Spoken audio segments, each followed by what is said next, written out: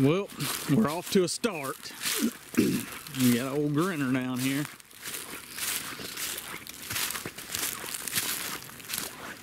He was asleep.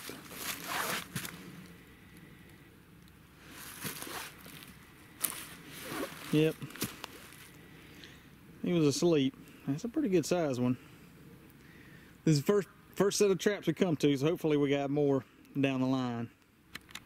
Well, this old Freedom brand trap disappointing me. This is the second time that I know of that I have been robbed and don't have anything to show for it. So they are responding to the marshmallows, but I'm gonna have to stick a couple more down in there and see if we can't get them to fire it sooner or later. Thought I'd show y'all my kind of ramshackle otter toilet. Got this big beaver swamp. There's a big creek, and this is a creek that feeds into it, and there's otter sign periodically up and down. When I was walking through here yesterday, I mean, there's a pretty good bit of fresh otter sign. This is a little toilet, but to me, there's no good way. There's some more sign down here. There's no real good way to set this up anywhere. So I just I put me a pair of 280s, kind of fenced off as much as I could. I put some otter gland lure in there and some fish oil just to kind of keep it all smelling good, and we'll see if it pays off or not. Hopefully old slick tail will work his way through here and get busted.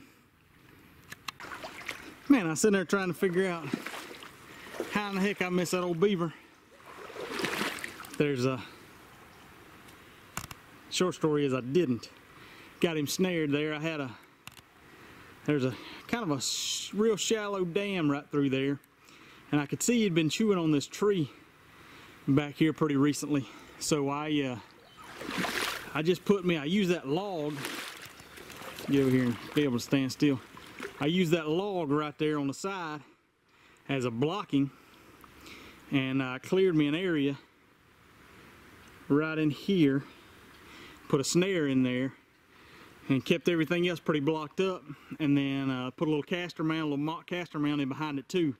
Try to entice him, and it worked. We got a snared beaver over there. There's old Bucky there. And I don't know if you may can see it or not, but there's my extension cable. So that's just a snare with about a 10-foot, 1/8 inch extension cable. The extension cable is tied off to this tree here, and it's actually tied off underwater.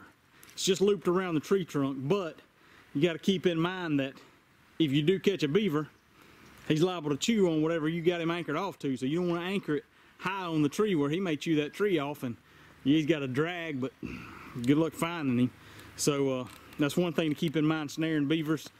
You know, I don't know that I've ever killed a beaver in a snare, which I use washer locks, which is a relaxing lock, but you know, with a beaver you target a catch right behind the front shoulders because they have no neck to speak of, so you're gonna have a live catch.